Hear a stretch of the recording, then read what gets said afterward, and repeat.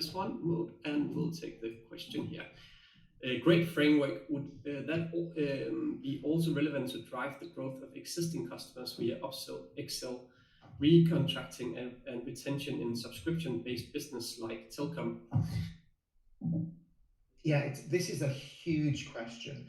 And actually, there's a whole book that I would strongly recommend people in these kind of businesses to look at, which is I don't know if you got me on the screen at the moment, Christian, but the sequel to How Brands Grow, so How Brands Grow 2, it explores in quite a lot of detail about whether these principles of, whether penetration is seen in a lot of categories, right, to be the driver. Yeah. And the idea is that if you focus on penetration, the other loyalty factors and upsells and cross-sell opportunities come with it. And I think there's incredible evidence to say that is true. And that and by contrast, if a business focuses on their existing consumer base and focuses on cross-selling and upselling amongst that group, there's nothing wrong in doing that, of course, but if you do that to the exclusion of trying to bring in new customers over time, and increase your penetration or at least keep your penetration as high as it is with people leaving, then long term your growth prospects are damaged. It's important to continually think about penetration because the others, it's almost like which way around. Yeah.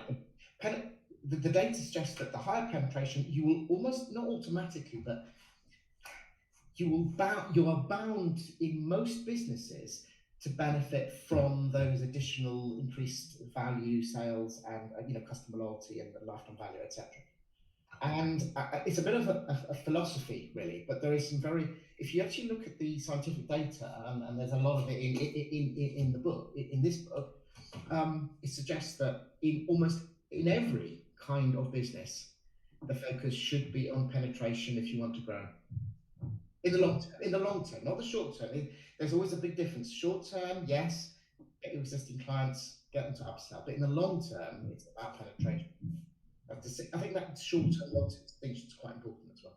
Yeah, I think when Peter Field and Les Bennett talks about the short and the long of it, it's also quite interesting to think about activation as also a brain building activity, because no matter how you're going to put it, you're going to have some kind of brain effect with the stuff that you put out to people, right?